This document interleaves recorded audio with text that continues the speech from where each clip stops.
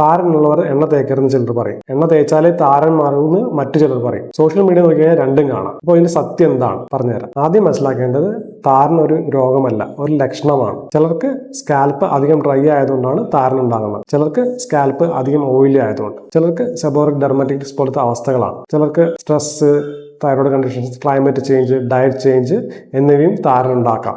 അവിടെയാണ് പലരും ചെയ്യുന്ന ഒരു വലിയ തെറ്റ്. ഒരു വീഡിയോ കണ്ടിട്ട് എല്ലാവരും ഒരേ രീതിയിൽ എണ്ണ തേക്കാൻ തുടങ്ങും, അല്ലെങ്കിൽ എണ്ണ തേക്കുന്നത് നിർത്തും. പക്ഷെ സ്കാൽപ്പിന്റെ അവസ്ഥ അറിയാതെ ഈ രണ്ടും ചെയ്യുന്നത് ശരിയല്ല. ഒരു കാര്യം ഓർക്കണം, എണ്ണ താരന്റെ കാരണം മാറ്റുന്ന ചികിത്സയല്ല. അതേപോലെ എണ്ണ താരന്റെ ശത്രുവുമല്ല. ശരിയായ വ്യക്തിയിൽ ശരിയായ എണ്ണ ശരിയായ രീതിയിൽ തേക്കുന്നത് സ്കാൽപ്പ് ഇറിറ്റേഷൻ കുറയ്ക്കാനും സ്കാൽപ്പ് ഡ്രൈനെസ് കുറയ്ക്കാനും സ്കാൽപ്പിന്റെ ഹെൽത്ത് കൂട്ടാനും സഹായിക്കും. അതേസമയം ഒരു ഓയിലി സ്കാൽപ്പിൽ അമിതമായ എണ്ണയുടെ ഉപയോഗം സ്കാൽപ്പിൽ ഫ്ലേക്സ് ഉണ്ടാകാനും ഇച്ചിങ് ഉണ്ടാകാനും കാരണമായേക്കാം. ഒരു ഡോക്ടർ എന്ന നിലയിൽ ഞാൻ ചെയ്യുന്നത് എൻ്റെ പേഷ്യൻസിന്റെ സ്കാൽപ്പ് പരിശോധിക്കുകയാണ്. ഓയിലി സ്കാൽപ്പാണോ, ഡ്രൈ സ്കാൽപ്പാണോ, റെഡ്നെസ് ഉണ്ടോ, സെബോറിക് ഡെർമറ്റൈറ്റിസ് ഉണ്ടോ, ഹെയർ ഫോൾ കൂടിയുണ്ടോ, സ്ട്രെസ്, സ്ലീപ്പ്, ഡയറ്റ് എന്നിവയെല്ലാം എങ്ങനെയാണെന്ന് പരിശോധിക്കും. ഇതെല്ലാം പരിശോധിച്ചതിന് ശേഷം മാത്രമാണ് ചികിത്സ തീരുമാനിക്കുന്നത്.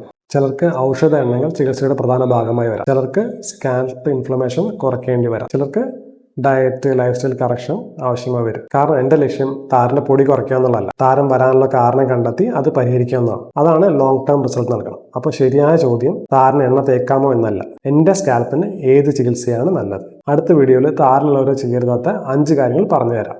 ആ വീഡിയോ കാണാനായിട്ട് ഇപ്പോൾ തന്നെ അക്കൗണ്ട് ഫോളോ ചെയ്യുക. നിങ്ങൾക്ക് താരനുള്ളപ്പോൾ എണ്ണ തേച്ചാൽ താരൻ കുറയാറുണ്ടോ അതോ കൂടാറുണ്ടോ? കമന്റിൽ പറയൂ. ഈ വീഡിയോ എല്ലാവരുടെയും അറിവിലേക്കായിട്ട് ഷെയർ ചെയ്യുക.